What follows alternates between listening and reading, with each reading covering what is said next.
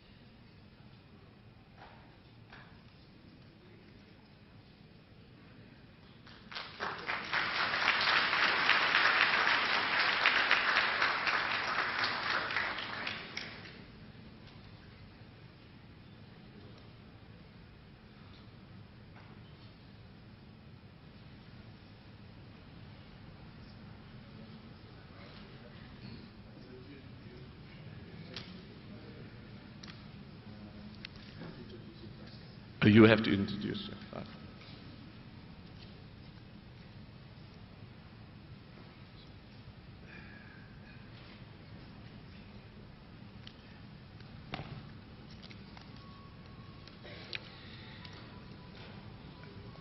I think in terms of formality, I have to introduce him as a guest speaker, formality. But he's already been introduced, so I'm not going to take much of our time. Safe to say that we are honored as a university that he has accepted the honorary doctorate and by so doing become one of you. You are in good company. As alumni, you are in great company.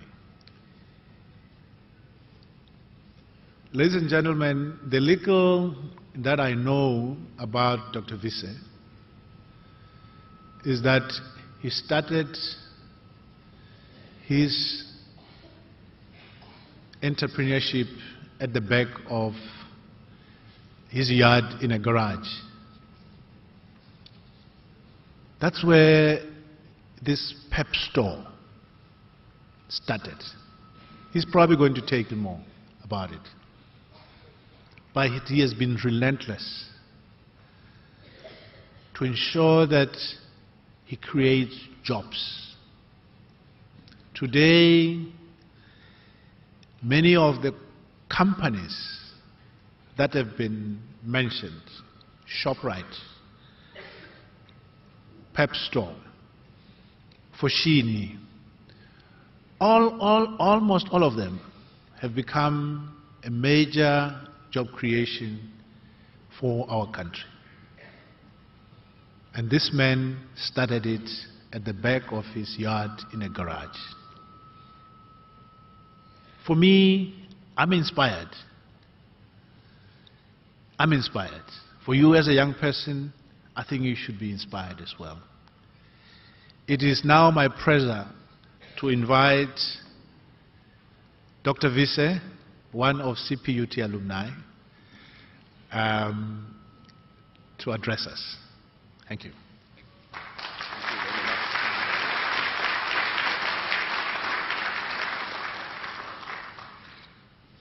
Chancellor, Vice-Chancellor, Chair of Council, honoured guests, ladies and gentlemen. Thank you very much for your kind reception here this morning and also for having my family here. Now, Chancellor, as somebody who had often been in the position of an honorary, you will know that one has to be very careful when one makes this kind of speech. And I was reminded by that when I attended the graduation ceremony of my youngest daughter, and the guest speaker started off by saying that when he was getting dressed that morning, he turned to his wife and he said, "Darling, in your wildest dreams, could you ever have imagined that I would one day be a professor at this very prestigious university?" And his wife didn't respond, so he said, "Darling, tell me, in your wildest dreams, could you ever have thought that I would be chairman of the board of this university?" And again she didn't respond. And I was thinking, what is this guy getting to? And then he said, "Darling, in your wildest dreams, could you ever have imagined that I would be invited to address this group of graduates this morning?" And then his wife looked at him and she said, "Darling, you are never in my wildest dreams." Now, Chancellor, may I first of all thank you very sincerely for the great honor of inviting me to be part of the alumni of this esteemed Institute of Higher Learning. I'm deeply grateful and very conscious of the enormous contributions made by so many people to the achievements acknowledged by this humbling gesture. As South Africans, we are profoundly aware that in order to realize the vast potential of our beautiful land, we need to seek every opportunity for us all to work together and to find common ground. In light of this truth, it is also important to continually strengthen the bonds between business and academia. It has been said that it takes 20 years to achieve an overnight success. Celebrating our 21 years of democracy, some may question whether what we have achieved is an unqualified success. Even the doubters, however, have to concede that the 27th of April 1994 offered the world a glittering glimpse of the promise that South Africa holds. More importantly, perhaps, it offered South Africans the opportunity for a quiet, unearthed generation of leaders to rise. And to rise in the belief that regardless of what was, a new dawn had indeed arisen for our country. The desire to live in a country that we could all be proud of superseded the fears, the anxieties, and in some instances, the short-sighted disbelief that it was possible. In spite of many shortcomings and huge remaining challenges, the new dawn has in many respects delivered on its promise of a better life for all. These achievements need to be defended. Much of the social unrest that we are experiencing today, in terms of service delivery protest, for example, is not necessarily due to a lack of absolute improvement. It is also driven by rising expectations, which are of themselves a consequence, inter alia, of the progress that we have made. We live in a rapidly changing world. Universities also, worldwide, are undergoing a process of change in which primarily four forces are at work. Firstly, the changing relationship between the state and the university. Today there is a movement away from a situation in which the state asked for little but paid for much. A movement towards one in which greater intervention from the state is paralleled by declining state subsidies. The second force is the change in student demographics. Students today may be of any age, often have at least a part-time job, and do not necessarily study where they grew up. Both undergraduate and postgraduate studies are increasingly being undertaken in interrupted phases rather than in one continuous stint on campus. Thirdly, because the explosion of knowledge and the growing pool of online resources, universities can no longer be regarded as the only or even the natural source of advanced knowledge. The fourth driver of change is globalization. People, goods, capital, and information move across the globe with little regard for national boundaries. Students, therefore, are entitled to expect that their training makes them internationally competitive, and universities must expect to be measured against institutions all over the world. Businesses, in many respects, are subject to very similar drivers of change. Therefore, even more than before, business and academia should grow closer together. Both should recognize that the strongest weapon in their arsenal is renewal. The creative person, the person geared towards spiritual growth, is continually preoccupied with regeneration. This applies equally to a business undertaking. Even more so, it applies to an institution as vital as a university.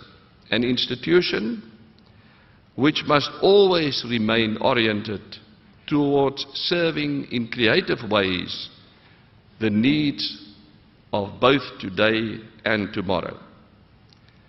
Renewal is in no sense a trivial undertaking. It is also not simply a matter of survival. Fundamentally, it is the vital task of regularly opening up our core values to re-examination in order to prevent us from becoming rigid and going into decline. Renewal should free us to strive for higher things and to seek new horizons. Renewal also does not mean bringing new people into a current dispensation.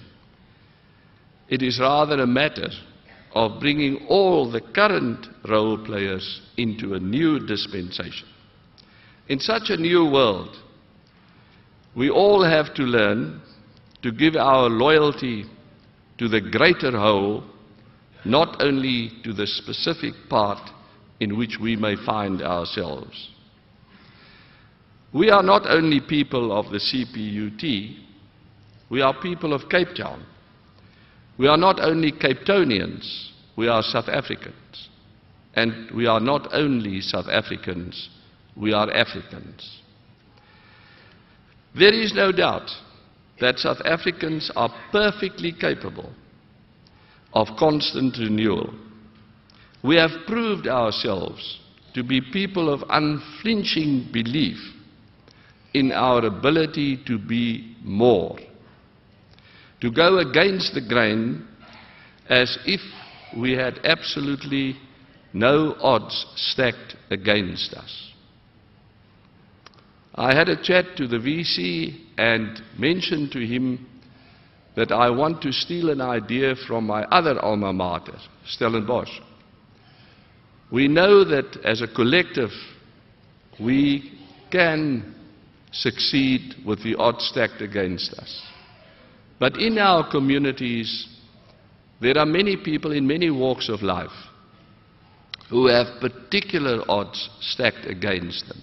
And what Stellenbosch had done is they created a Vice-Chancellor Prize to be awarded every year to a member of the student body that has succeeded, is succeeding against all the odds.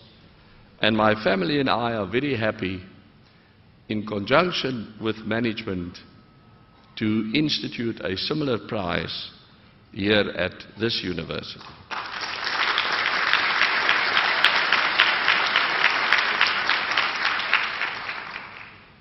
We South Africans, as I said before, forge ahead, at times unorthodox, but always passionate, always committed, and always proudly South African.